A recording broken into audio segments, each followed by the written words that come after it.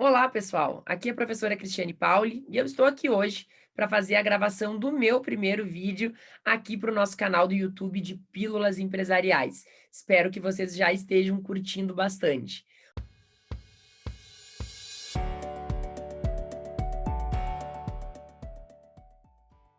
Olhem só, decidi trazer logo de início um tema bastante polêmico que ganhou as páginas dos jornais essa semana, em razão de algumas nuances que eu quero conversar com vocês agora. Vocês sabem que a legislação falimentar no Brasil é representada pela Lei 11.101 de 2005. Desde 2005 mesmo, o ano em que ela entrou em vigor, nós já tivemos diversos PLs, né, tratando de melhorias necessárias a esse regramento. E esses PLs culminaram agora no final do ano de 2020, na Lei 14.112, que foi sancionada no dia 24 de dezembro. O ponto que eu quero trazer aqui hoje é porque uma das grandes questões que estavam na expectativa de mudança era a modificação sobre os legitimados, né, gente? Quem pode se sujeitar ao regime falimentar e recuperacional? Hoje, no artigo 1º da Lei 11.101, o que nós temos é uma indicação de que pode se sujeitar ao regime recuperacional e falimentar o empresário e as sociedades empresárias. Primeira coisa que eu quero dizer para vocês aqui é que nós não vamos entrar na discussão da Eireli, porque não há discussão sobre a Eireli. A empresa individual de responsabilidade limitada, ela se sujeita, sim, ao procedimento recuperacional e falimentar. A questão é que o artigo 2º da Lei 11.101, ele deveria, e as críticas que existem a ele, pessoal, são tão grandes, né? Ele já deveria ter sido alvo da mudança. E se tentou. Se tentou porque se tentou trazer aí uma redação de agentes econômicos, né? Que todos aqueles que são agentes econômicos, como por exemplo uma sociedade simples, poderia se sujeitar ao regime. Acontece que apesar disso, não houve modificação no artigo 2º. E nós temos ali algumas exceções, dizendo para quem essa legislação não vai poder ser aplicável. E aí nós temos algumas regras, né? Então, vejam que o artigo 1º já exclui, né? Porque se ele está dizendo que são só os empresários e as sociedades empresárias, ele já está trazendo restrições, mas o artigo 2º ainda restringe mais, dizendo que empresas públicas e sociedades de economia mista não vão se sujeitar. Mas aonde eu quero chegar com vocês é o que diz o inciso 2º. Porque o que disse o inciso 2º? Ele disse o seguinte: não vai se sujeitar instituições financeiras públicas ou privadas, cooperativas de crédito, consórcios, entidades de previdência complementar, sociedades operadoras de plano e assistência à saúde, sociedade seguradora, sociedade de capitalização e outras entidades equivalentes. O que acontece, pessoal? Essa exclusão, ela não é muito compreensível mais para dentro do âmbito acadêmico hoje em dia. Porque se vocês pararem para pensar, por quê? Por que nós temos essa exclusão? Se nós temos agentes econômicos que estão passando, ainda mais agora em tempos de Covid, por crises severas.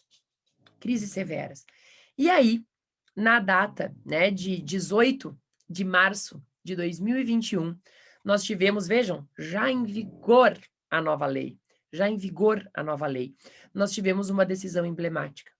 Essa lei 14.112 de 2020, que alterou a Lei 11.101, ela está vigente desde o final de janeiro desse ano. E, meus queridos e minhas queridas, ontem o Tribunal de Justiça de Santa Catarina já trouxe uma decisão interessantíssima. O que aconteceu? O Figueirense Futebol Clube, que todos vocês conhecem, fez um pedido de recuperação judicial. E este pedido foi analisado pelo juiz de primeiro grau, que disse: não, eu vou aplicar a norma. E ao aplicar a norma, eu não posso permitir que o Figueirense Futebol Clube, que é uma associação, tenha, né, a permitida o processamento da recuperação judicial. E o que acontece é que, justamente embasados nesses entendimentos que eu estou falando para vocês, do quão ultrapassada está a legislação falimentar, é que foi feita uma apelação. E esta apelação foi recebida, né, pelo Tribunal de Justiça de Santa Catarina, e nós tivemos um julgado interessantíssimo. Nós já tínhamos alguns julgados nesse sentido antes, mas qual era sempre a premissa do julgado? Era dizer que a lei estava desatualizada. Só que, meus queridos, a lei foi atualizada agora, dia 23 de janeiro, né, que ela passou a entrar em vigor, apesar de ter sido sancionada 24 de dezembro. Então, esse argumento, ele não existe mais, né, ele não poderia mais ter sido usado pelo magistrado. Mas aqui, vejam, os desembargadores, ao fazer a análise, né, causuística da situação, eles enfrentaram isso, dizendo justamente e trazendo em seus argumentos que não poderia ser prejudicada, né, essa associação, já que ela desenvolve uma atividade econômica e que não haveria outros óbices a não ser um texto duro, né, legal aí, que a excluiu. Então, ao se fazer toda esta análise, que foi uma análise muito interessante, e a gente precisa analisar, né, com olhos de como o magistrado aqui, ele foi corajoso, né, o desembargador, ele foi corajoso, porque ao fazer essa análise, ele está indo, né, contra uma legislação que acaba de ser aprovada. Vejam, é muito interessante a análise que é feita aqui nesse acórdão, justamente por ela dizer que não dá para se distanciar dos fatos, né? E de que a forma que o figueirense se organiza para fins econômicos é algo que deve ser analisado pelos magistrados, deve ser analisado para compreender que um clube de futebol, que é uma associação, ele não pode ser considerado uma mera atividade social esportiva, porque ele representa muito mais do que isso, né? Representa uma organização de passe de jogadores, patrocínios, direitos de imagem, entretenimento, exploração de marca, ou seja, ele traz todos os elementos que são ditos elementos que fazem parte, né, do conceito do empresário e da sociedade empresária.